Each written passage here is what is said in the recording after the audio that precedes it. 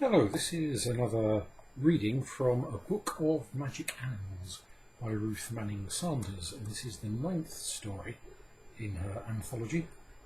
It's a Canadian tale called John and His Brothers. Well, there was a poor man, a widower, and he had 3 sons, Antoine, who was the eldest, Andrew, who came next, and John, who was the youngest. They were good lads, all 3 of them. Well, these lads grew up, and the poor man, their father, died. So then Antoine said, "Brothers, this is not much for us here. I will go out into the world and seek my fortune." So he got ready to set out. And before he went, he filled a glass with clear water, set it on the kitchen table, and said, "Brothers, every day you must look at the water in the glass. As long as the water remains clear, you will know. If the water turns muddy, you will know that I am in trouble. And then you, Andrew, must come out to seek me out and aid me. But if the water turns black, you need not trouble yourselves about me any more, because I shall be dead." So, having said, Antoine took a loaf of black bread and a staff of blackthorn and set out. Every day Andrew and John looked at the glass of water, and for maybe a week or maybe longer the water was clear as crystal. But one morning John, who had risen early, came running to wake Andrew, crying out, "Brother, brother, the water in the glass is turning muddy. Oh, now Antoine must be in trouble." Andrew jumped out of bed and ran into the kitchen. There was the glass standing on the table, and even as he looked at it, the water became darker and darker. Now it was almost black. Oh me, Antoine must be in deadly peril. So Andrew snatched up a loaf of black bread and a staff of blackthorn and set out to look for Antoine. But before he went, he took another glass, filled it with clear water, set it on the kitchen table, and said to John, "Brother, watch this glass. If the water remains clear, you will know that all is well with me. If it becomes muddy, you will know that I am in trouble. And then, John, you must seek me out and aid me. But if the water turns black, do not trouble yourself any more about me, but live in happiness, because I shall be dead. So now, goodbye, brother." And so having said, Andrew set out, hurrying along the road which Antoine had taken before him. Every morning after that, John looked at the 2 glasses. The water in Antoine's glass remained dark, but it never turned quite black. So John knew that Antoine must be still alive, and for a week or so the water in Andrew's glass stayed clear as crystal. So John knew that all must be well with him. But one evening, before going to bed, John looked at the glasses again, and the water in Andrew's glass was whirling round and round, as if someone was stirring it up with a spoon, and every moment it was becoming darker and darker. John didn't wait for morning. He snatched up a loaf of black bread and a staff of blackthorn and hurried out along the road which his brothers had taken. Then, walking fast, almost running, he covered many miles before sunrise. Now he was meeting many people, for it was market day in a nearby town, and of everyone he met, John asked the same question.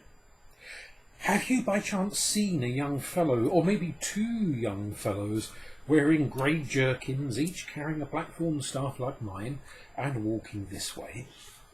But nobody had. So he went, walking straight on for many days, asking everyone he met for news of his brothers. Getting no news, but saying to himself, "No, they are not dead, they cannot be dead, and some day I shall find them."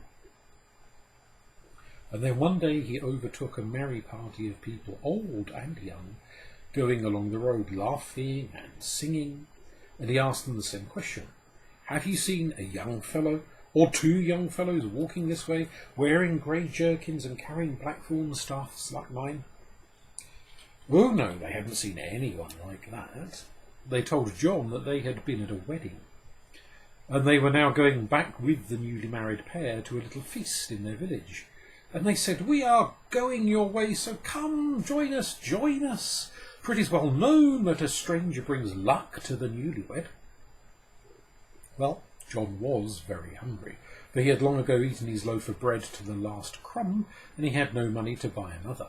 So he went with them and got a good meal, and stood up with the rest to drink the health of the bride and bridegroom. And then he said that he must be getting along, and the bridegroom said, "Before we part, we must give you a present. What shall it be?" And John answered, "Oh, just some small thing. A good piece of cord would do nicely." The bridegroom said, "A piece of cord? No, no, you are joking." And John said, "Indeed I'm not. I will fasten the cord round my waist in memory of all you kind people."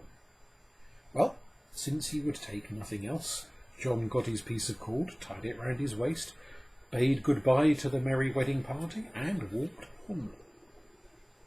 It was springtime. The birds were mating and building their nests, and it seemed that human beings must have the same idea.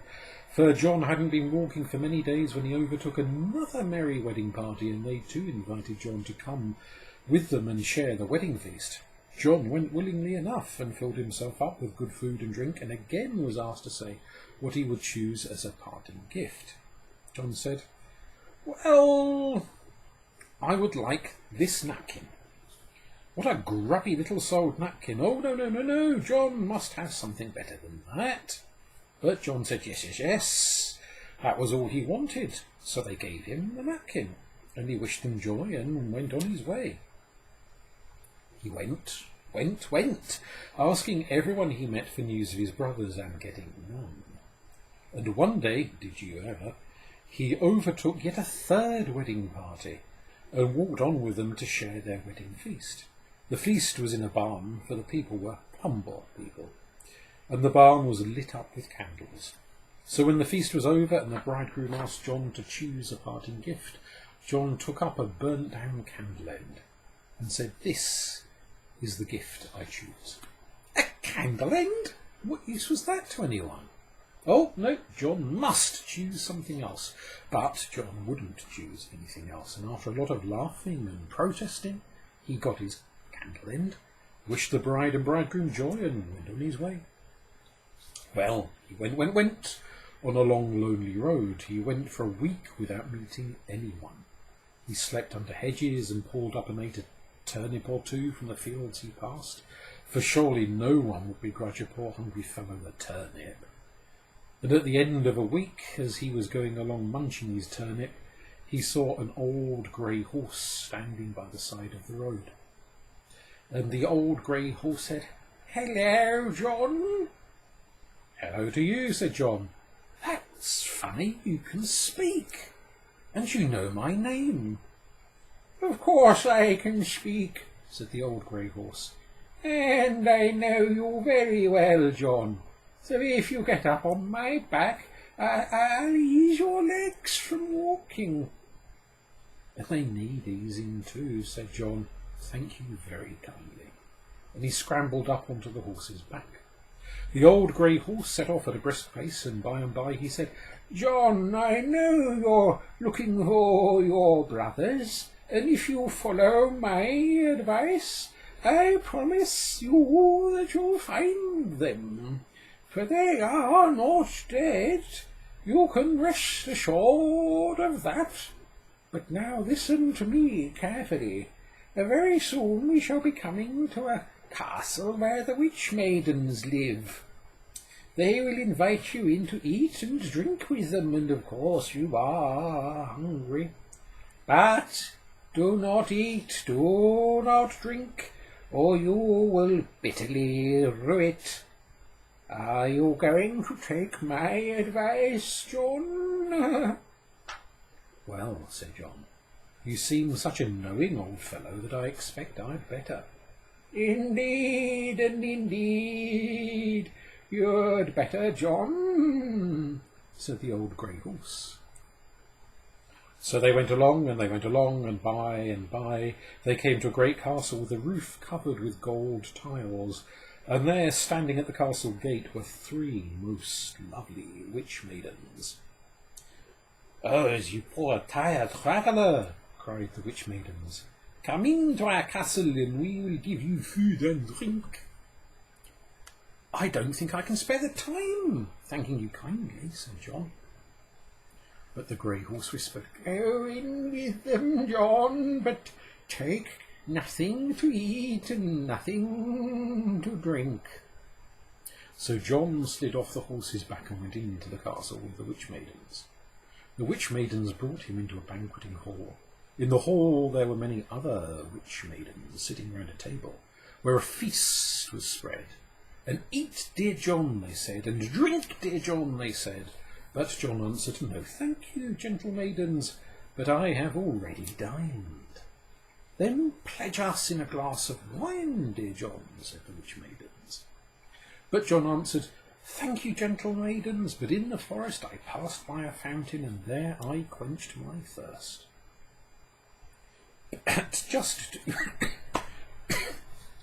But just to drink our good healths, dear John," said the witch maidens. "You can't refuse to do that," and they filled a glass with wine that sparkled ruby red and held it out to John. "I wish you good healths with all my heart," said John, "but drink I cannot." Well, they urged him, and still John said no, and no, and no. And at last those witch maidens became very angry, said he was an unmannerly boor, and that unmannerly boors must die. And they dragged him out to hang him from a tree in front of the castle gate. But they had no cord. Then they saw the cord that John had been given by the first wedding party, and which he had tied round his waist. And they took that cord and made a noose of it, and put John's head in the noose and hung him up and went away. But, wonder of wonders, that cord lengthened itself and lengthened itself until there was John standing on the ground. And the old grey horse, who was waiting outside the gate, called out, "Quick, John, cut the cord!" So John took the jackknife out of his pocket and cut the cord and laughed and said, "What next?" And the grey horse said, "Go into the witch maiden's garden. In the garden you will find a flower bed, and in the middle of the flower bed stands a tree. The tree has 3 branches, and on one branch grow 3 golden apples. Pick those apples and bring them here. But hurry, John, hurry, for if the witch maidens see you, you are lost." So John ran into the garden and found the tree with the 3 branches and the 3 golden apples, and he picked the apples and brought them to the horse. "Good, John, good. That was well done," said the horse. "And now we will begin by destroying this castle and the wicked witch maidens." "But, my good horse, how can we do that?" "Throw 1 apple onto the golden tiles of the castle roof, John." So John threw an apple onto the golden roof, and boom, bang, boom, bang. The earth under the castle opened, down sank the castle and all who were within it. Walls and windows, doors and chimneys, slowly, slowly sinking, till only a last gleaming fragment of the tallest golden chimney could be seen. Next moment that too disappeared, and the earth closed over it. "Now we must ride for our lives," said the grey horse. "Up with you, John." One leap, John was on the grey horse, and off they went, galloping, galloping, galloping. But not all the witch maidens had gone back into the castle after they thought to have hung up our John. Some of them had gone picking berries in a nearby wood, and as John and the grey horse were galloping past this wood, the witch maidens spied them and, screaming with rage, rushed out of the wood in pursuit. The grey horse was going fast, but the witch maidens were going faster. They were fairly whizzing along, going so fast that their feet scarcely seemed to touch the ground. Yes, they were gaining on John and the horse, and now in front of John and the horse stretched a vast lake, with no way over it and no way around it. "No, me!" cried John. "We are lost."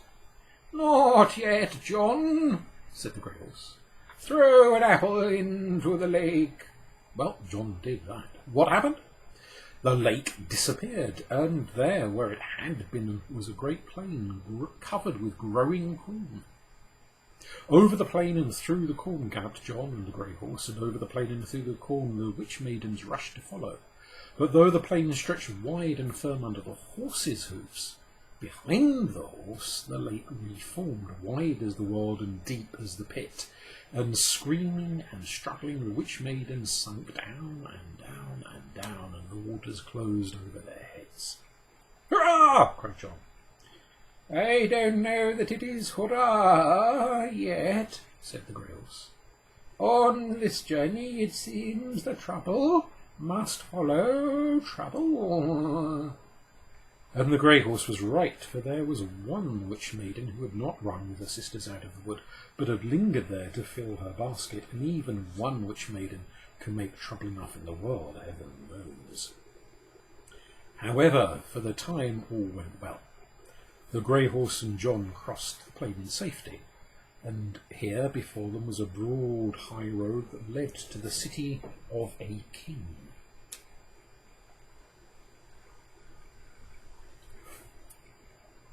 "But, oh, my dear horse," said John, "my stomach is crying out for food." "Well, then," said the grey horse, "we'll stop here. Off my back with you, John, and spread the little napkin you got from the second wedding party." "What?" says John. "You know about that?" "I know about many things, John," said the old grey horse. So John got down and sat by the side of the road, took the napkin out of his pocket and spread it. Did you ever? There on the napkin was food and drink, good food and plenty of it, and a beaker full of wine, and beside the napkin stood a bucket full of water and a goodly pile of oats and bran. "Oh ho, my horse, oh," says John, "now we will make merry."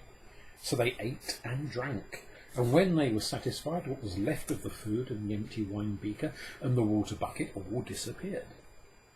So John folded up the napkin and put it back in his pocket. Now it was night, and they both lay down and slept. In the morning John spread the napkin again, and they got a good breakfast. And after that they rode on again cheerily, and came into the king's city, and rode through the city to the gates of the king's palace. And there, in front of the gates, what did they see? A beautiful girl buried up to her neck in the sand. John jumped down and ran to her.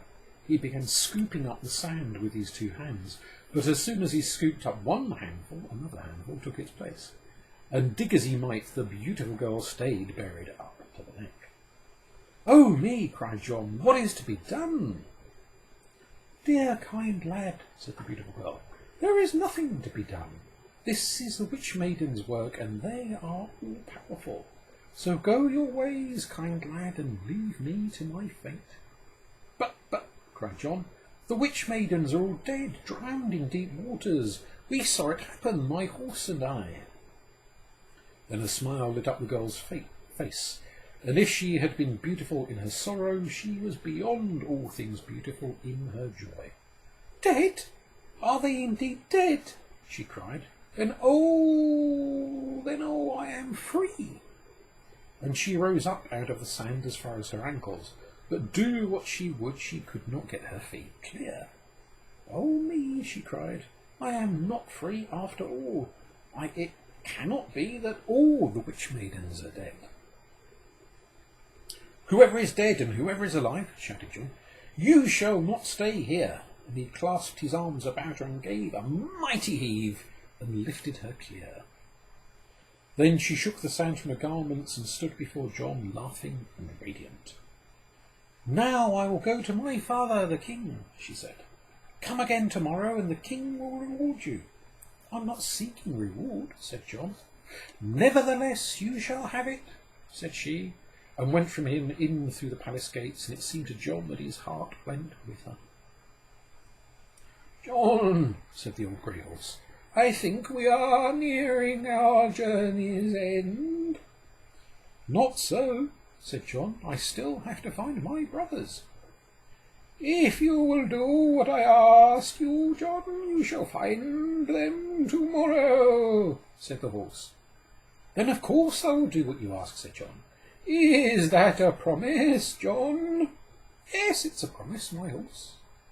That night John and the grey horse slept in a nearby wood, and next morning John, all eager, hurried back to the palace. But he found the guards set at the gates, and the guards refused to let him in. They told him they had strict orders to admit no. What's to be done now? Says John to the old grey horse. There's much to be done, said the horse. You see yonder fig tree? Yes, I see it.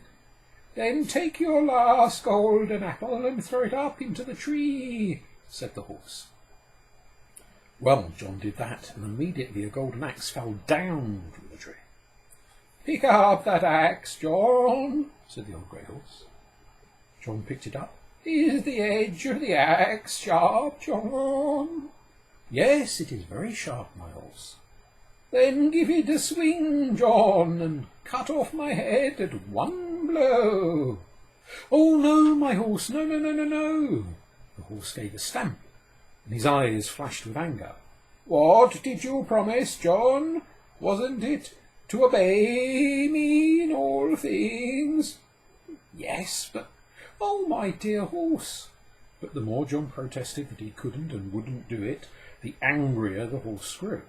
He said he would gallop away out of John's life forever. He said that John would never find his brothers. He stamped and scolded and showed his teeth, until at last, in desperation, John swung the axe. Chop! Off flew the head. Oh me, what have I done? John shut his eyes and put his two hands before his face. He fell on his knees and wept and wept. John, John, look up, John! Whose voices?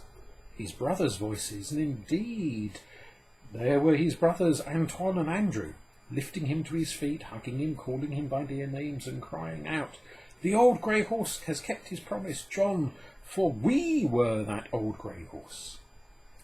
Then they told him how it had all happened. First Antoine in his travels had come to the witch maiden's castle, and eating and drinking with them had been put under a spell so that he could not leave them. Then Andrew, in search of Antoine, had come to the castle and was told that Antoine was inside, and so, all eager, he too had gone in and found Antoine and feasted with the witch maidens, and so, as the brothers sat side by side, full of meat and drink, and happy as could be, the lovely, laughing witch maidens had said, Which would you like to see us work some magic? Oh yes, said Antoine, and oh yes, said Andrew. And scarcely were the words out of their mouths before the witch maidens had come crowding round them, touching them with their white hands and crooning such a magic sleepy song that they both fell asleep. And when they woke, me! Now there was no Antoine, there was no Andrew, only a bony old grey horse. And the witch maidens took whips and drove the horse out of the castle to wander whither he would. And I don't know how it came about, John, said Antoine, that we were changed into one shape and not into two, but it seemed that just as we fell asleep, we gripped each other's hand by the hand, and since the witch maidens couldn't loose our hands because of the brotherliness between us, they had to change us both into the one shape.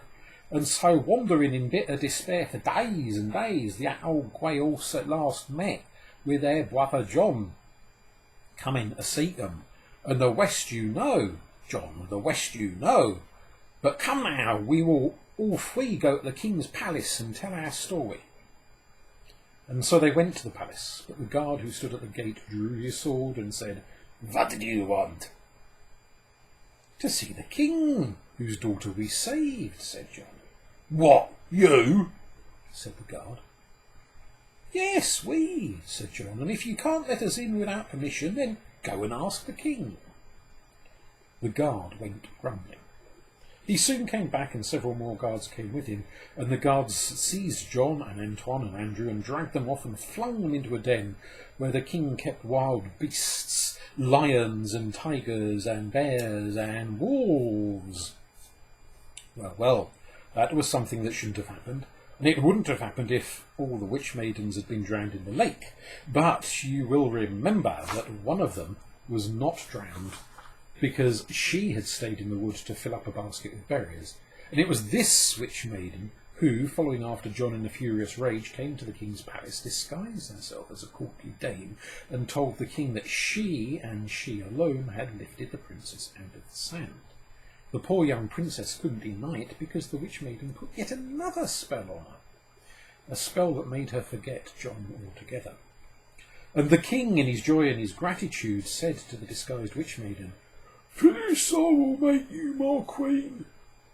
So now we have the palace abustle with preparations for a grand wedding, the witch maiden triumphant, the princess in an unhappy daze about everything that had happened, and John and his two brothers flung to the wild beast's den. In the den the lions were roaring, the tigers were spitting, the bears were growling, and the wolves were howling, and though outside the sun had just set, in the den it was already pitch dark. But John still had the candle end that he had been given by the third wedding party, and he took the candle end out of his pocket and lit it.